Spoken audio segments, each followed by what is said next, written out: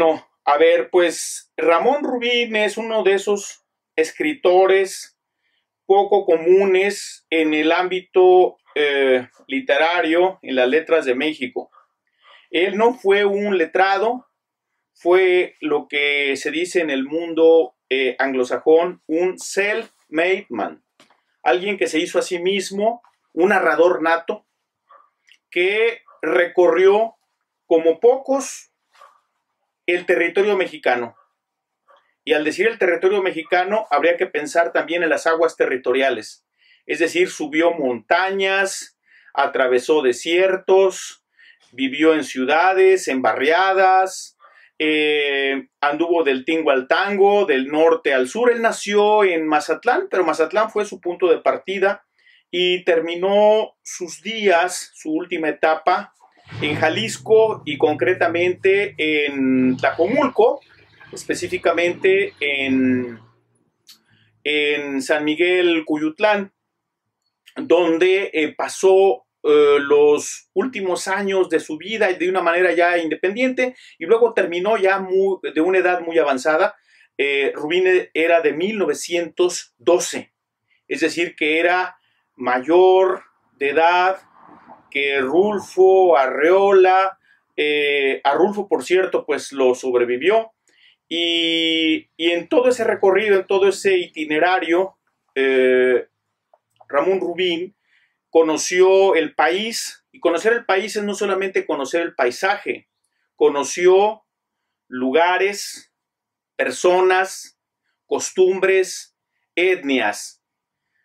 Ramón Rubín es uno de los primeros escritores mexicanos que se ocupa con conocimiento de causa del mundo indígena, que hasta entonces había sido, pues, o si no relegado, o visto con desdén, sí visto como una suerte de curiosidad casi folclórica. Él se mete, vive, habla de sus dramas, de sus problemas, del abuso de los ladinos. Los ladinos son, diríamos, los occidentales con ellos.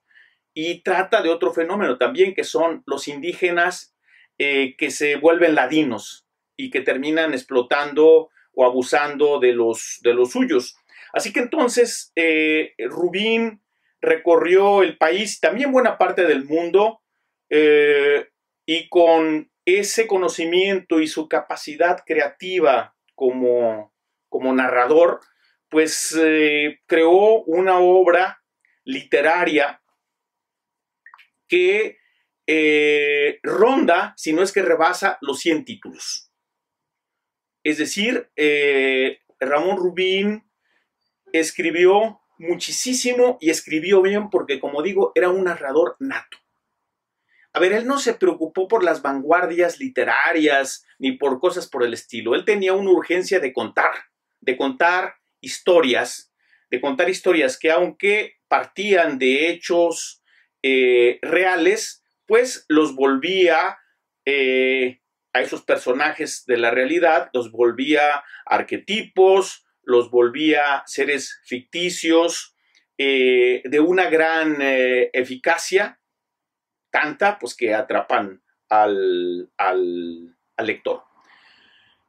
Aparte de eso, pues Rubín, aparte de esta faceta del mundo indígena, escribió sobre el mundo rural mestizo. De hecho, en algunos de sus títulos habla de cuentos del mundo mestizo, cuentos de indígenas, y luego habla de los indígenas explotados, y tiene una colección de cuentos que de hecho no son todo. Creo que no se han publicado todos los cuentos de Rubín, que se llama Los Rezagados. Lo publicó el Fondo de Cultura Económica y de alguna manera el título es muy eficaz.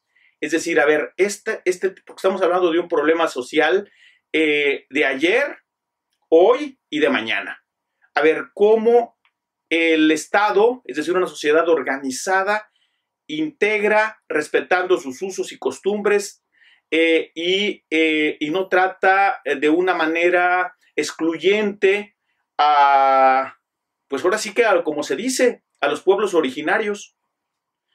Y bueno, pues él conocía, en el caso, por ejemplo, de Tlajomulco, ya para ir hablando de uno de sus destinos importantes, sabía que, desde luego, que ahí había sido uno de los centros poblacionales más importantes de esta parte del mundo, es decir, al hablar del Valle de Atemajac, del Valle de Tlajomulco, de toda esta zona, de Tonalá, etcétera, etcétera, uno de los lugares, diríamos, con con la población más importante era justamente Tlajomulco. Más importante en cuanto a población, pues era Tonalá, donde Nuño Beltrán de Guzmán, el conquistador, es decir, el Hernán Cortés de acá, quería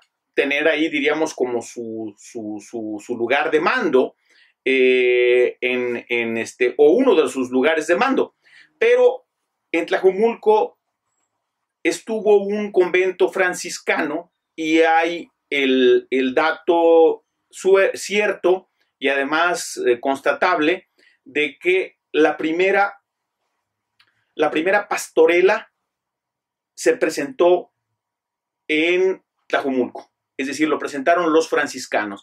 Y esos primeros franciscanos no solamente evangelizaron, como era su propósito, a los naturales, sino que subieron, por ejemplo, a Cerro Viejo, que por cierto le llamaban la Sierra de la Hierbabuena, y que hacen, además, existe por ahí un testimonio de cada una de las plantas, es decir, hacen una suerte de levantamiento, un trabajo civilizatorio en muchos sentidos.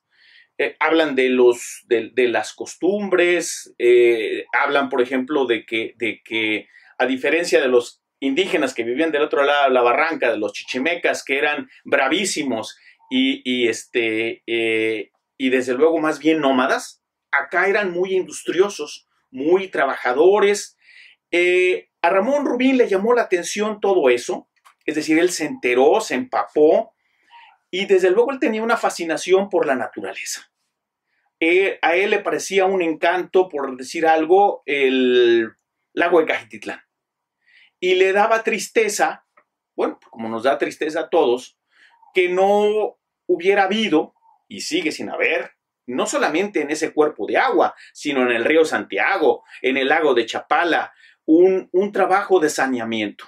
Se podría decir que viendo la situación del lago de Cajititlán, Ramón Rubín, que cayó por allá, que conoció, es decir, antes de vivir, él conocía esa zona, la conocía muy bien. ¿La conocía de cuándo? A ver, yo estoy hablando fines de los años 40, principios de los años 50. Lo conocía tan bien que se puede decir que Rubín es uno de los primeros ecologistas en esta parte del mundo y en nuestro país, cuando esa palabra ni siquiera formaba parte del vocabulario del español de nuestro país. Protector de bosques y esta idea de todo lo maravilloso que era ese lugar y de la falta del respeto, es decir, de nuestro desarrollismo, de nuestras costumbres, pues bárbaras, o para decirlo amablemente, decimonónicas, de ver la naturaleza como una mina que hay que explotar.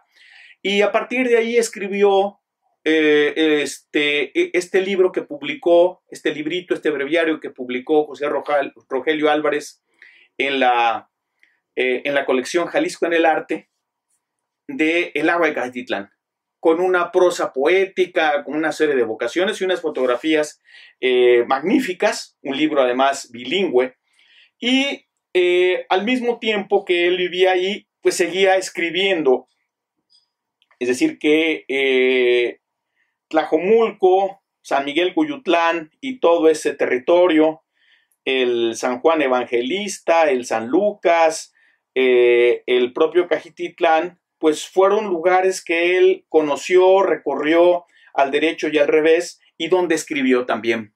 Es decir, sus últimos textos los escribió por allá, y bueno, aparte de ello, pues completa un caso singular de que tal vez Rubín sea el escritor, el narrador, que habla o que da una muestra de que México es un mosaico, no hay un solo México. Ramón Rubín es tal vez el escritor mexicano, lo mismo en prosa que en verso. Él no escribió, bueno, sí es cierto, sí escribió sus versos, pero vamos a decir, sobre todo es un narrador. No hay narrador que presente un retrato tan completo de México como la obra de Ramón Rubín. Es decir, el norte árido, por eso se llamó Aridoamérica. Mesoamérica, el México profundo, los litorales mexicanos, el medio citadino, el campo mexicano, todos esos lugares, los valles, las montañas, tienen historias, hay historias de Ramón Rubín. Es decir, Ramón Rubín presenta lo que realmente es México, un mosaico. Es decir, no hay un solo México, hay muchos Méxicos. Y esos aparecen, ese México con su policromía, con sus dramas de todo tipo, bandoleros, pues ya desde tiempos inmemoriales había crimen organizado. Por ejemplo, él tiene un libro que está por ahí, que se llama Pedro Zamora, que es un caso raro de un bandolero que al mismo tiempo era revolucionario. Es decir, una suerte como de versión degradada de Pancho Villa, porque extorsionó a muchas personas, entre otras a la familia de Rulfo, ese Pedro Zamora, y cobraba derecho de piso. Es decir, a ver, tú me entregas una cuota a los hacendados, por ejemplo, del Llano Grande, al abuelo de Rulfo, y yo no te molesto, nomás paso por aquí, tiro unos disparos al aire y tan tan. Y en cambio a los demás, si no se ponen guapos, pues les quemo sus propiedades. Y bueno, pues es decir, a ver, ahí hacemos negocio todo. Él presenta este caso en este libro, déjenme acercarme, que se llama La Revolución sin Mística, de Pedro Zamora. Así que entonces, aunque está basado en un hecho real, como también, por ejemplo, otra novela, tiene una novela que se llama La Canoa Perdida, que esta ocurre en Chapala, sobre todo en Chapala, en la época de los años 50, en que el lago estuvo a punto de desaparecer. El lago llegó a tener la cuota más baja de almacenamiento, inferior, no creo exagerar, al 10%. Y al grado de que se proponía ya al gobierno federal convertirlo en un distrito agrícola. Y entonces, bueno, Rubín, entre otras personas, encabezan un grupo que protesta ante el gobernador Agustín Yáñez, con el cual pues nunca se llevó bien, y también ante las autoridades federales para la preservación del lago. Y como consecuencia de esto, aparte de este activismo cívico, Rubín escribe esta novela que se llama La Canoa Perdida, y en la cual un personaje de un nombre irónico, Fortunato, en realidad ese Fortunato es un infortunado, vive, diríamos, la situación de un pescador que ya no tiene dónde pescar. Es decir, el lago se fue, se volatilizó, como sus sueños, sus ilusiones, etcétera, etcétera. Y desde luego también hay una descripción de la flora, la fauna, la migración de patos que vienen desde Canadá, los borregones, todo ese ambiente, diríamos, de los pueblos ribereños por donde va este fulano, que además le sucede lo que ocurre en la película de Ladrón de Bicicletas. Pierde su canoa, o sea, pierde su medio de subsistencia de él y de su familia. Y esto lo lleva pues a recorrer todos esos lugares en busca de esta canoa. Esa novela pues habla, diríamos, de esta zona del Jalisco. Desde luego también ahí está parte, compartimos el lago de Chapala con con Michoacán. Y finalmente es solamente una muestra de la amplia y variada obra narrativa de Ramón Rubín, que tenía una empatía por los desheredados. Es decir, a ver, es un poco como la voz de las personas que viven en la marginación. Ramón Rubín, no está de más decirlo, era, yo no diría que leyó a Marx o cosas por el estilo, pero era un rojillo. Es decir, además que siempre fue congruente, a tal grado de que cuando a él le fue bien, porque fue muy, muy chambeador, no solamente escribió muchísimo, tuvo negocios. Es decir, él nunca vivió de becas, nunca anduvo de la seca a la beca, con sistemas nacionales de creadores y cosas por el estilo. Es decir, él se ganaba el pan y llegó a tener, por ejemplo, era tan emprendedor que llegó a tener, por ejemplo, un par de talleres de calzado, de fabricación de calzado, donde tenía, también ahí fue pionero, sobre todo obreras. Y cuando, es más, en las buenas épocas, es decir, en la época de la Segunda Guerra Mundial, en que México exportaba muchas cosas, cuando México entra por circunstancias, inicialmente es un país neutral ante la Segunda Guerra Mundial, pero luego cuando son hundidos dos buques petroleros, pues le declara la guerra al eje Tokio, Berlín, Roma. México, desde luego, sobre todo es proveedor de materiales, bienes de consumo, y entre ellos Rubín exportaba calzado. Bueno, pues no se hizo rico y al final les regaló a sus trabajadoras las fábricas. Es decir, a ver, que sí ahí era él un marxista, leninista ideal en ese sentido. Es decir, a ver, nunca lucró, nunca tuvo que ver nada con la burocracia ni cosas por el estilo. Y trabajó y escribió pues como nadie. Y trabajó y escribió en la última etapa de su vida.